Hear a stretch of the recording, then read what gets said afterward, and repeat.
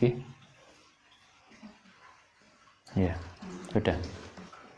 Assalamualaikum warahmatullahi wabarakatuh. Mustafa Muhammad sallallahu alaihi wasallam sampai hadrati wa sallam nasyhadu an la ilaha illallah wa makaram. Sallallahu musannif hadzal kitab. Sallallahu alaihi wasallam.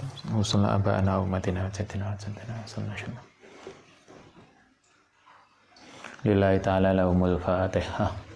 Ya nasyhadu an Bismillahirrahmanirrahim. Bismillahirrahmanirrahim. Faslun fisidki wa shadaqati. Fisidki dalam sifat jujur,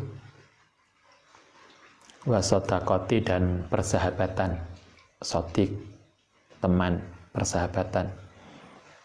Bab tentang sikap jujur dan pertemanan atau persahabatan. Kala ngendika sapa alaihi salatu wasalam kanjeng Nabi, ya Ali, usduk, berperilaku jujurlah, wa indoroka, senajan mudoroti, memberikan mudorot kaing siro, fil ajili ing dalam masa sekarang. Kata Nabi, berperilaku jujurlah walaupun jujur itu telah memberikan dampak yang tidak baik pada masa sekarang. Karena dengan jujur itu kita mungkin mendapatkan punishment. Kita jadi mahasiswa, kemudian ditakoni, iki makalahmu, tugasmu kok sama dengan ini, kamu copy paste ya? Ya kalau emang copy paste bilang aja, memang ya kita salah, kita telah copy paste, kita salah. Tapi kita diperintahkan oleh Nabi, walaupun kita itu mungkin akan mendapatkan mudorot dari kejujuran itu, maka itu jauh lebih baik. Kenapa? Walaupun kita mendapatkan mudarat pada sekarang, waktu sekarang itu kita harus tetap jujur. Fa'innahu, kalau saat temennya jujur, iku yang fa'uka akan memberikan manfaat fil ajili di dalam masa depanmu. Kedepannya akan lebih bagus. Orang yang jujur, mungkin pada waktu ketika dia mengatakan apa adanya, kemudian orang akan kaget, orang akan memberikan sesuatu yang nggak baik pada kita. Tetapi kedepannya itu justru akan baik untuk kita. Sama dengan banyak, kalau orang sepuh kita kan sering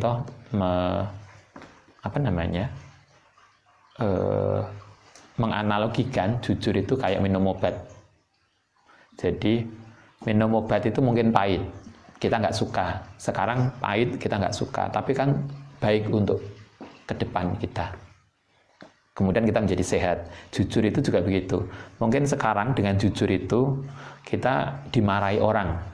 Mungkin dengan jujur itu orang tua kita marah. Mungkin dengan jujur itu guru kita marah. Tapi itu akan baik untuk ke depan kita. Karena itu akan terkait dengan kehidupan kita yang akan datang. Wala takdib. Lan jangan berdusta sapa sira wa in nafa'aka, senajan memberikan manfaat ing sira fil ajili ing dalam masa sekarang. Sebaliknya kata Nabi, jangan berdusta walaupun dengan dusta itu kita mendapatkan keuntungan untuk sekarang. Ditakoni kan sering toh karena kita salah, kemudian karena takut ketahuan kemudian kita bohong. Dengan bohong itu akhirnya kesalahan kita enggak diketahui, akhirnya kita untung. Alhamdulillah, untung kita tadi gak ngomong apa aneh, akhirnya kita nggak dimarahi. Bener, akhirnya kita teruntungkan sekarang karena kita nggak dimarahi, kita nggak dapat punishment, kita nggak dapat apapun. Kata Nabi, jangan berdusta walaupun ketika kamu berdusta itu kita mendapatkan keuntungan. Kenapa begitu? Fa'innahu, karena saat temene dusta iku yaduruka, akan memberikan bahaya kaing dirimu fil ajili ing dalam masa depanmu. Sekarang kita untung karena nggak dimarahi, untung karena kita nggak dapat punishment, tapi kedepannya kita akan mendapatkan mudarat lebih besar. Banyak tuh kasus lak sinetron. Saiki enak bisa menutupi kesalahan kita. Mau nikah kita menutupi kebohongan, menutupi sesuatu hanya karena kita tidak jujur, akhirnya kan calon suami kita menerima kita. Kita untung, kita sudah nggak jujur. Tapi itu tidak baik untuk kedepannya, karena begitu nanti dia tahu bahwa kita bohong, itu dampaknya lebih besar. Ternyata sampean biyen yo, ya kalau ngene yo pisah aja lah, kan begitu toh. Artinya kan Nabi mengajarkan jangan berdusta walaupun sekarang kamu mendapatkan manfaat, mendapat keuntungan, karena kedepannya itu bahaya akan datang. Kan itu kalau misalnya kita ngaji dulu ada nikah, yang pernah ngaji ada nikah, kita kan disuruh kalau pas lamaran, apa bahasa kita, jadian ya, jadian itu pacaran, ini bukan pacaran. Jadi ketika lamaran itu ditanya, kita harus jujur, Mas sampean seneng aku tenan nah, saya itu satu turunnya akeh, lek masak mesti gosong, kalau nggak gosong kasinen, terus macam-macam segala perilaku yang kita tidak baik kita sampaikan. Sahabat itu kan kalau di adab nikah itu beberapa sahabat kan mengajarkan kita ketika kita ngelamar, kita ngomong apa adanya. Mbak, saya itu seneng sampean, tapi sampean harus tahu saya itu mangane akeh, kerjone susah, semua begitu. Nah, semua yang sisi-sisi yang tidak baik kita sampaikan sehingga dia paham siapa kita, sehingga kalau dia menerima kita, dia sudah tahu kekurangan kita, gitu kan. Itu yang kemudian nggak perlu ditutupi. Nah, bahwa nanti kita punya kelebihan kan dia akan senang hati, tapi kalau ketika kemudian dia tahu kelemahan kita, kan kita sudah nyampaikan sejak awal. Kalau dulu Ustaz ke ibu itu bilang, kita tuh PNS, gajinya nggak banyak, harus gelem nerimo, harus begini, kalau mau ya, kalau enggak ya nggak apa-apa, kita golek yang lain. Kan begitu toh. Itu tanya ibu ada. Itu kan kita sampaikan, nanti kita kan di Malang, PNS itu harus tahu, loh, dulu gajinya PNS itu kecil banget loh. Ustadz tuh gaji pertama hanya 192.000 satu bulan ya. Kan akeh kirimanmu toh. Ya bener, bisa lihat tiga itu ku parfumen daerah cukup. Iya bener, SK pertama Ustadz itu 192 kalau nggak salah, nggak sampai 200. Yo, lebih dari itulah. Ketika itu hitung-hitungannya kan nggak banyak, makanya kita sampaikan gaji PNS itu nggak banyak. Biasanya nggak atau PNS sugih, jarang. Yang sugih biasanya pengusaha, karena kan banyak putaran uangnya. Nah, PNS kan jelas saulan cuma segitu, kan nggak bisa naik. Kita sampaikan nanti dosen itu begini, hidupnya di Malang, hanya dohong tua, nanti harus naik mudik itu nggak mudah. Itu semua kita sampaikan.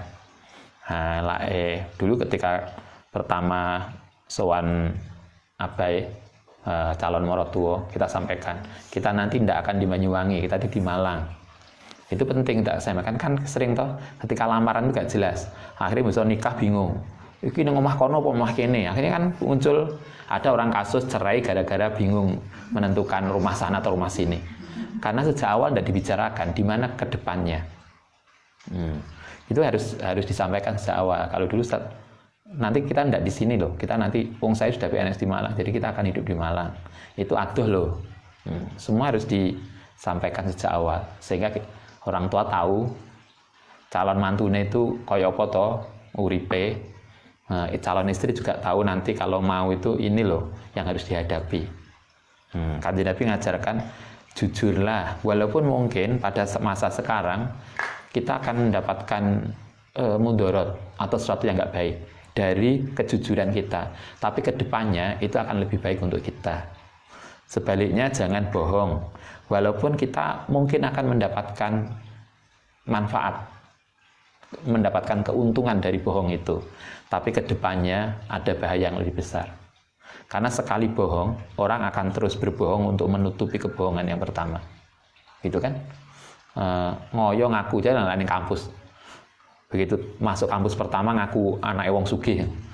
Itu kan akhirnya seumur-umur sampai akhir kuliah itu kan bergaya kaya. Padahal ning omahe iku orang tua kita banting tulang. Kenapa kalau kita kemudian ngomong saya dari keluarga biasa-biasa aja, kan lebih enjoy itu. Kita nggak ada memaksa harus gaya, pinjem apa ngarane baju, pinjem kerudung untuk penampilan kita. Padahal pinjem kabeh. Nabi mengajarkan berperilaku jujur dan jangan bohong, karena semua kedepannya yang akan, bukan sekarangnya tapi kedepannya. Hidup kita itu kan bukan hanya sekarang. Keuntungan itu bukan hanya sekarang tapi ke depan, sehingga kata Nabi berperilaku jujur karena kedepannya kita akan mendapatkan manfaat.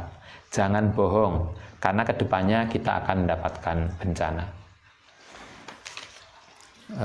Baik, hadis kedua, ya Ali, man sapane wong kasurat yang banyak apa dunubuhu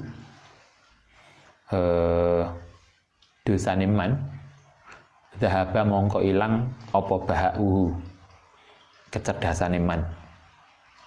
Jadi kanjeng Nabi, wong sing akeh dosane biasane pintere ilang.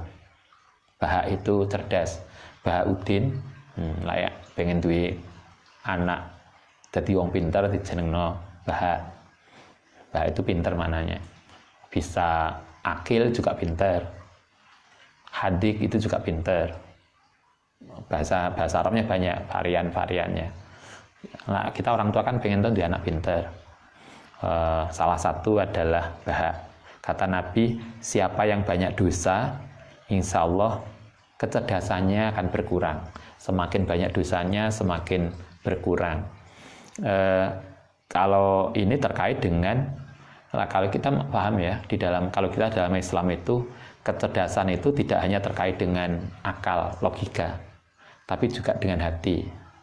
Kita di dalam Islam itu diajarkan ilmu itu nurun. Masih ingat al ilmu nurun, bahasa Arab, bukan bahasa Jawa. Al ilmu itu nurun, ilmu itu cahaya, bukan ilmu itu nurun nyontek. Posisi menentukan prestasi ya. Enggak. Jadi ilmu itu cahaya.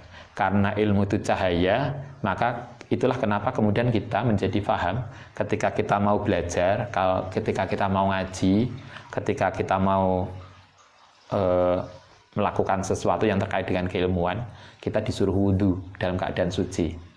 Jadi lek ngaji wudhu dhisik, lek mau membuat skripsi wudhu dhisik, mau ujian ya wudhu, jangan lupa. Sibuk make up lali wudhune. Wah, ini online Ustaz, yang nonton saya ini se-Indonesia ini. Make up bingung mulai isu gak iso turu, lali wudhune. Wudhu itu karena wudhu itu bersuci. Wudhu itu karena dia bersuci, maka wudhu itu juga cahaya. Karena itulah di dalam ajaran kita, agama Islam, ketika kita itu berwudu, kemudian kita itu belajar, maka cahaya akan ketemu cahaya, maka akan mudah. Kalau kita belajar dari riwayatnya siapa? Imam Bukhari.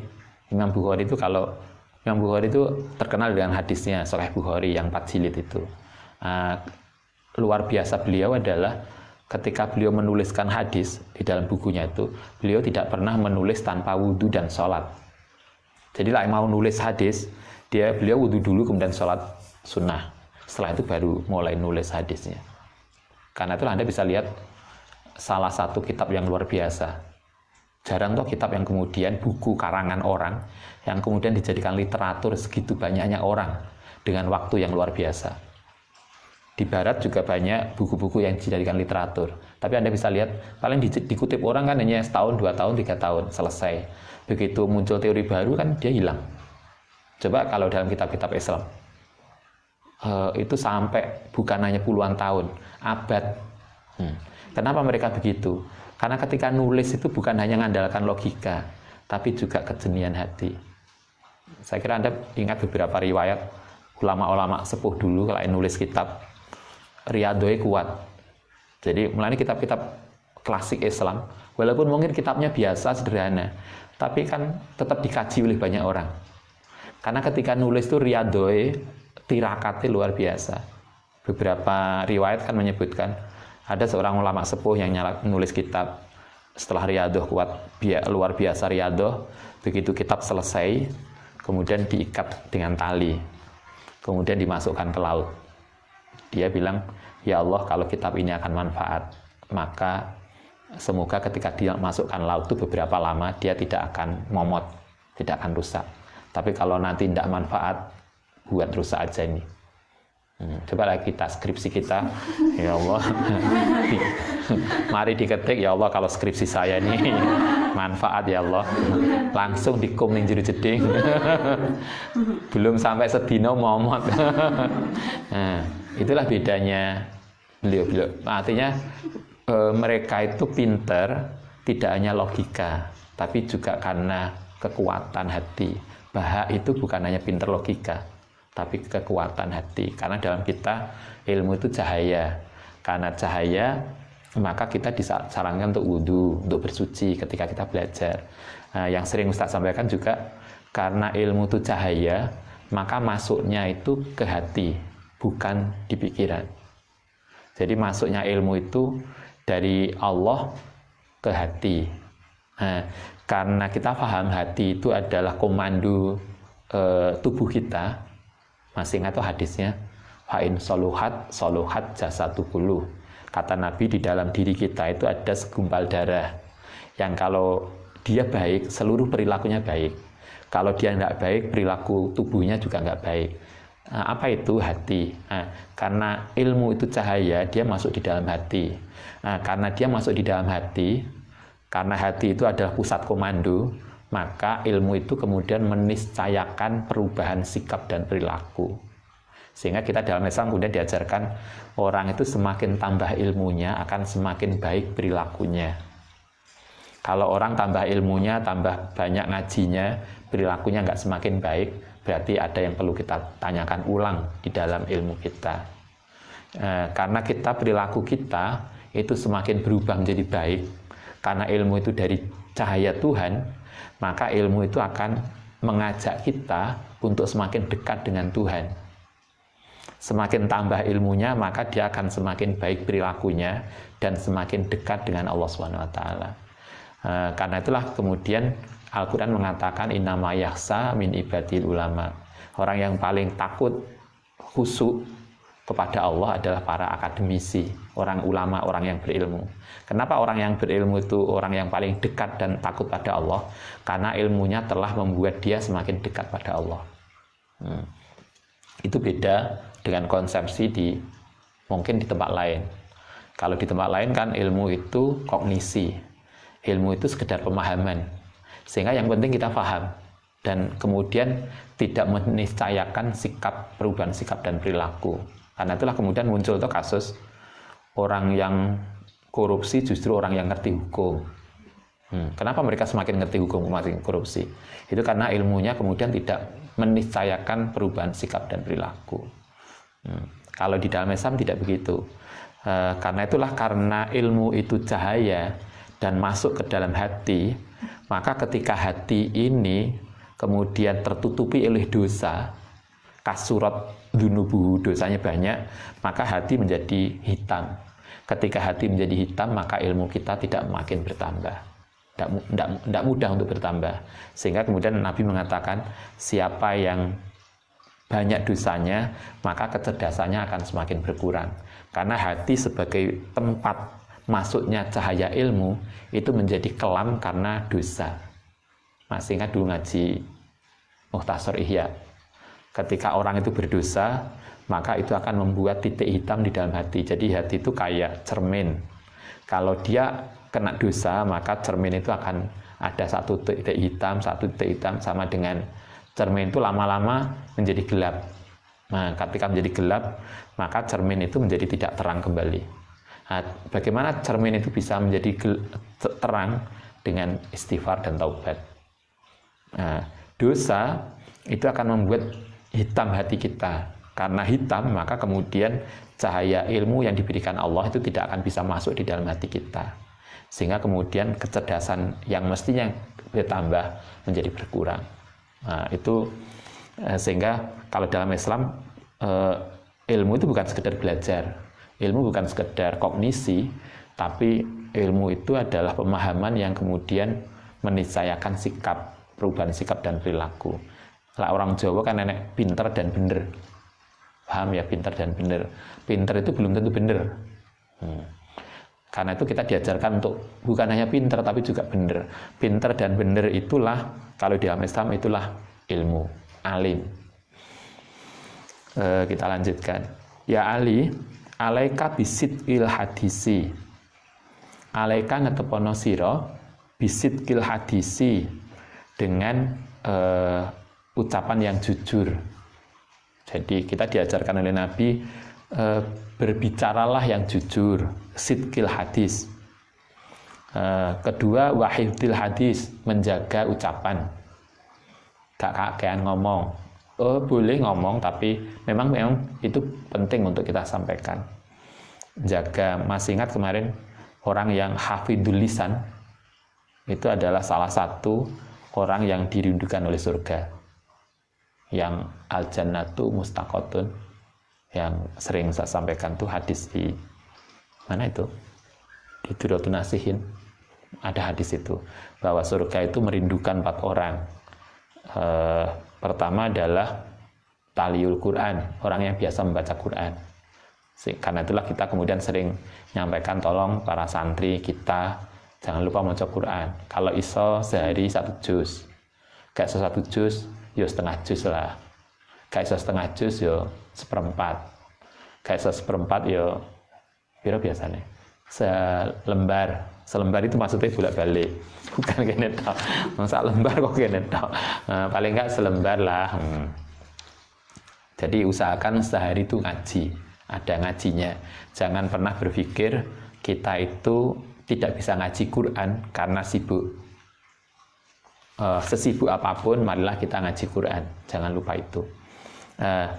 Itu satu, yang orang yang dirindukan surga. Satu, taliul Quran, orang yang membiasakan diri membaca Quran.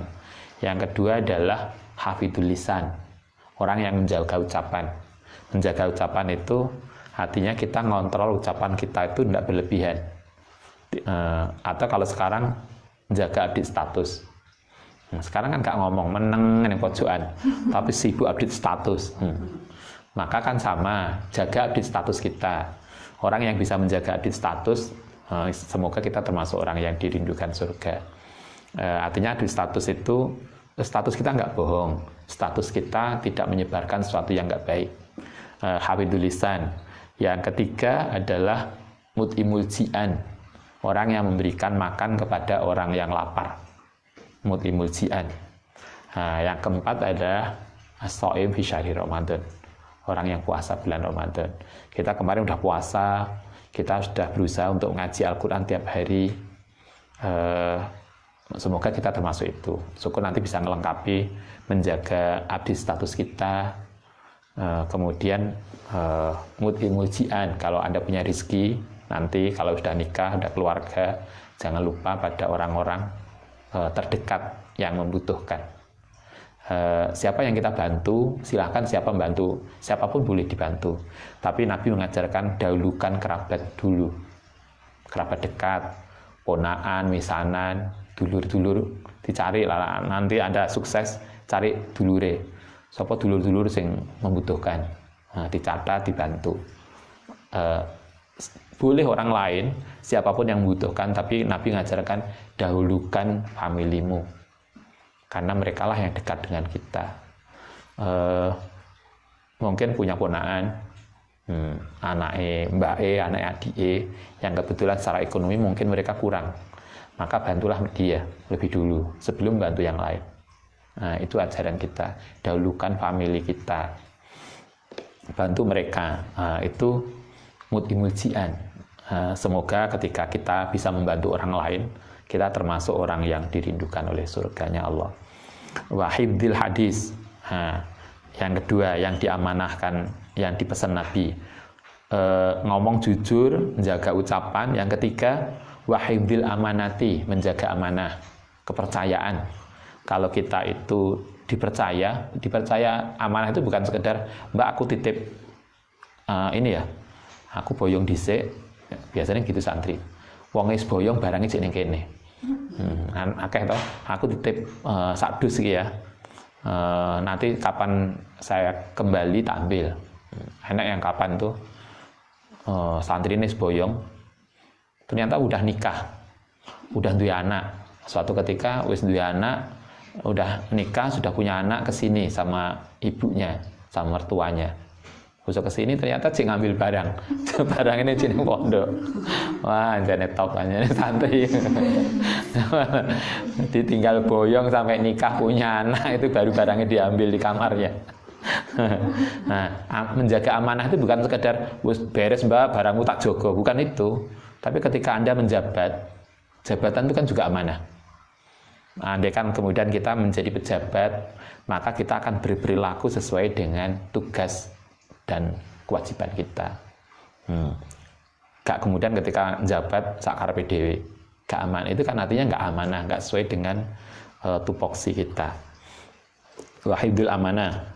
Wasakhoin nafsi, jiwa yang sakho. Kemarin masih ingat sakho, dermawan. Jogo ucapan yang jujur, amanah, dan dermawan. Itu yang dipesankan Nabi. Kalau kita punya lebih anggaran, punya rezeki yang lebih, kok lebih? Saya itu merasa nggak pernah lebih. Maksudnya nggak ada lebih. Kan kita bisa menghitung toh. Kalau Anda nanti nikah kan kebutuhan kita apa toh? Kebutuhan pokoknya apa? Kemudian gaji suami berapa? Oh, bukan gaji ya, penghasilan suami. Nah, gaji itu mungkin terbatas. Tapi penghasilan suami kan bisa lebih dari, selain gaji kan ento. Iki suami saya itu PNS, gajinya sekian ya. Tapi kan selain PNS, suami kita mungkin punya usaha lain. Dari makelar, apa tadi misalnya kan, bahasa makelar kok kasar. Jadi agen lah. Nah, apa punya jasa apa kemudian atau punya apalah banyak kan biasanya orang itu usahanya, sehingga kemudian pendapatannya banyak. Nah, kebutuhan kita apa? Kan bisa kita hitung. Misalnya punya anak 2, biasanya PNS itu anaknya gak akeh. Nah 2, yang satu sekolah SMA, satunya SD. SPP untuk anak kita berapa? Untuk ini berapa? Kemudian kan bisa dihitung kebutuhannya. Kebutuhan pokoknya kan SPP anak sekian. Untuk belanja bulanan sekian, untuk ini sekian, kan biasanya mesti sisa. Nah, malah sebagian dari sisa itu selain ditabung, kita sempatkan untuk berderma pada yang membutuhkan. Mungkin ada saudara kita, helak mikir kurang ya kurang, karena kepengenannya kan akeh toh. Nggak cukup Ustaz, wong ini, lah kita belum punya mobil, kita belum punya, itu loh temannya itu loh. Temannya bapaknya itu loh, rumahnya tingkat 3. Atau kalau nggak tingkat 3, rumahnya beberapa. Kita loh banyak 1, dan ini kecil banget. Kita pengen, lah mikir itu akhirnya nggak habis-habisnya. Sehingga kemudian untuk sedekah itu iman. Karena itu kita harus berpikir menyisihkan sebagian dari harta kita untuk membantu paling nggak saudara kita. Karena itu tadi, kalau Anda sudah nikah, sudah punya mapan, sudah ya nggak usah nunggu mapan, artinya sudah punya penghasilan, sisihkanlah sebagian dari itu untuk bantu orang lain. Semoga dengan bantuan itu justru kemudian rezeki kita menjadi melimpah, kan begitu toh. Banyak kasus yang biasanya anak yatim terutama, kalau ada saudara yang yatim, saudara yang membutuhkan, bantulah dia. Semoga dengan bantuan itulah rezeki kita justru kemudian bukan berkurang, tapi Allah kemudian akan melipat gandakan. Suatu ketika Ustaz itu pernah lagi bangun mana dulu ya, pas bangun gedung ini yang A, bener, kita ketika itu kecelakaan, kecilannya adik Aski. Kemudian tidak tahu lah, rasanya Ustaz itu ditarget oleh yang biasa kita berkendara beruntun gitu, kemudian depan ngirim data, akhirnya podo nubruk. Nah, kemudian kita kayaknya merasa ditarget, harus mengganti mobil dia sekian juta. Kita lagi bangun ini, hanya kepikir, ya Allah, nggak apa-apa, tak bayari dia mau berapa, tapi saya minta ganti rugi 10 kali. Kan jadi ini sedekah kita dibayar, diganti 10 kali. Jadi malam itu setiap malam doa, ya Allah, yang saya bayarkan tadi, saya minta ganti 10 kali. Itu tenan, bener Allah Ta'ala itu. Saya ngasih uang dia sekian juta, berapa waktu kemudian saya dapat 10 kali dari itu.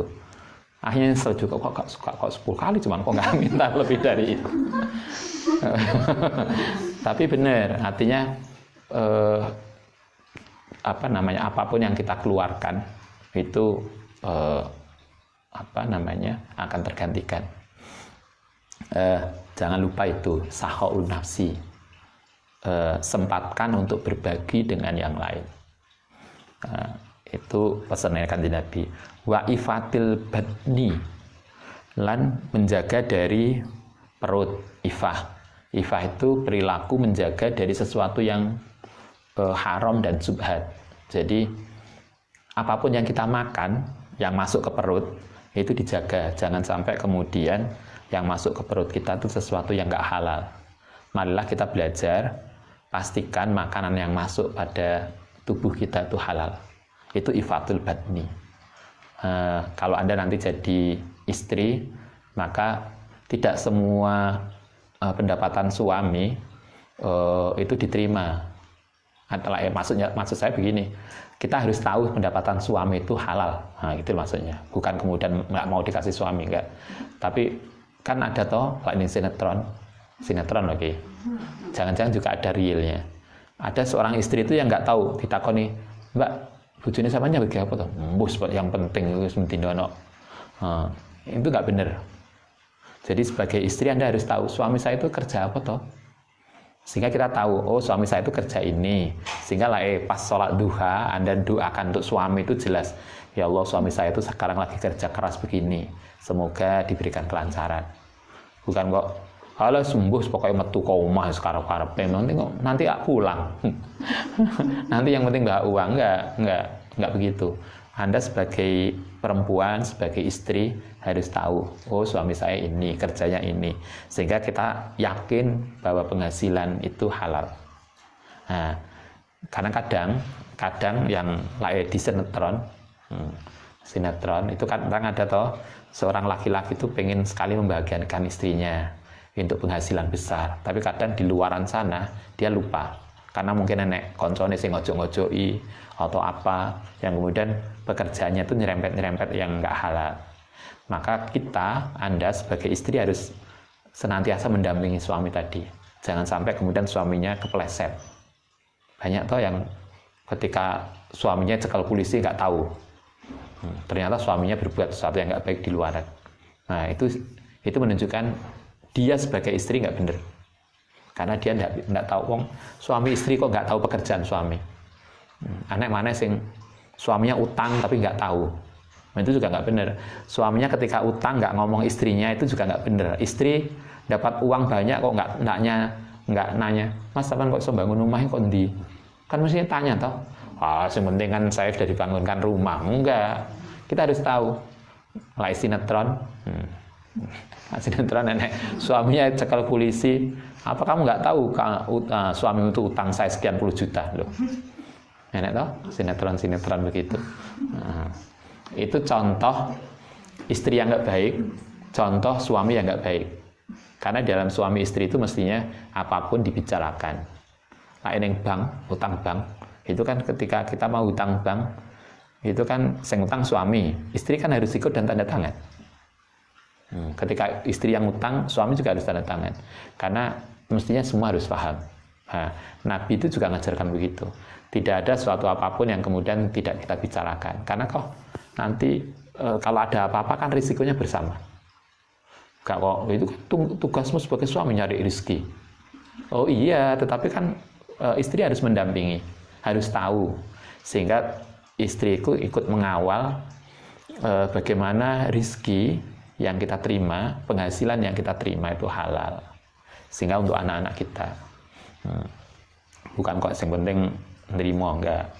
Nah, itulah ifatul badni, menjaga makanan. Pesan Nabi satu di hadis ini, berkata jujur. Dua, menjaga ucapan. Tiga, menjaga amanah. Keempat, berperilaku dermawan. Dan yang kelima, menjaga makanan. Ifatul badni. Ya Ali, bisa sodiku, utai seburuk-buruknya teman, iku alladzi yaksuru, yaitu orang yaksuru yang sembrono fi sodikihi, ing dalam pertemanannya. Kata Nabi, ini bab pertemanan. Teman yang buruk itu adalah teman yang tidak baik menjaga pertemanan. Wayufsi, dan menyebarkan sirrohu ing rahasiane teman. Kalau kita berteman, maka jangan kemudian menyebarkan rahasia teman. Kalau Anda jadi istri, suami itu kan teman belahan jiwa, gitu kan? Kayak wong Jawa namanya garwa. Kalau di Jawa itu banyak status istri itu. Bisa garwa sebagai belahan jiwa, tapi juga ada simah. Mati simah ya. Pak wong Jawa mengatakan niki simah kula. Simah itu dari kata isi rumah.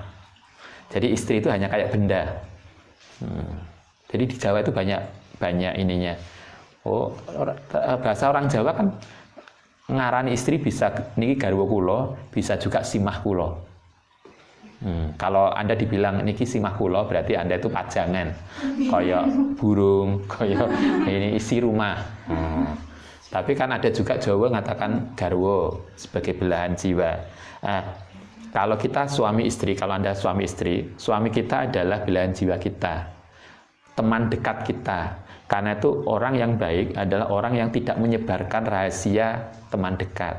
Sehingga bukan istri yang baik kalau kemudian ngumpul di PKK, ngumpul di kemudian dia omongno eleke bojone. Sinetron, saya nggak mau cerita yang lain, sinetron aja. Enak toh yang nendi cerita eleke bojone. Suami saya tuh turu gak kerja, loh. Dia kok kenapa dia elek-elek? Oh dia elek-elek kok kamu juga nikah sama dia. Itu gimana logikanya? Begitu juga seorang suami yang baik bukanlah suami yang kemudian menyebarkan aib istrinya. Bahkan kan kita diajarkan kepada orang tua kita sendiri aja toh, kita juga nggak akan ngomong elek suami kita. Kalau Anda punya masalah dengan suami atau Anda punya masalah dengan istri, bicarakanlah bersama dulu. Jangan baru ada masalah didik bungkus koran, apa namanya, koper, mulai gak pamit kemudian ngomong ceritane bojone. Nanti beberapa hari balik maneh, mulai maneh, sing diomongno, sing dilaporkan ke orang tua kita, eleke suami kita. Coba Anda bisa bayangkan, kalau kita kemudian bolak-balik membicarakan buruknya suami, itu kan akhirnya orang tua kita akan memahami bahwa menantunya atau suami Anda itu orang yang buruk. Itu kan akhirnya kan dia punya image yang nggak bagus. Sehingga ketika misalnya orang tua Anda dengan suami Anda itu ribut, itu sesungguhnya bukan masalah lain, karena Anda sendiri yang salah memberikan informasi. Jadi yang kemudian, wes timbangono cerai ya teman. Nah, ada toh yang gitu. Akhirnya ketika orang tua kita menyuruh kita minta cerai, itu sebetulnya problemnya bukan dia, tapi jangan Anda sendiri yang memberikan informasi yang salah terhadap orang tua ketika Anda emosi. Anda pernah lihat sinetron Aku di Atas, Engkau di Bawah? Itu tahun 90. Itu Rono Karno sama Lydia Kandu. Siapa ya? Bukan Rono Karno. Jamal Mirdad dengan Lydia Kandu atau siapa pemainnya. Ceritanya bagus, itu bersambung bagus. Tapi intinya adalah kisah bagaimana suami istri yang ribut, lagi ada masalah, Tapi sehingga karena punya masalah, maka mereka bisa ranjang. Suaminya tidur di atas, di lantai 2, istrinya di lantai 1. Kayak rumah begitu. Pintu lantai 1 itu hanya untuk istri. Padahal tangga itu dari dalam rumah, sehingga suaminya itu pakai tangga naik ke atas dari luar. Itu saking karena ada masalah. Tapi begitu orang tuanya datang, mereka pura-pura romantis, tidur bersama di kamar, karena tidak ingin orang tuanya itu tahu bahwa dia ada masalah. Sampai segitunya. Nah, kata Nabi di sini, teman sahabat yang baik adalah sahabat yang bisa menjaga sahabatnya dan tidak menyebarkan aib sahabatnya. Suami yang baik adalah suami yang tidak menyebarkan aib istrinya. Begitu juga seorang istri yang baik tidak akan menyebarkan aib suami. Kita lanjutkan. Sudah, nanti kita lanjutkan besok lah insya Allah. Semoga bermanfaat. Al-Fatihah.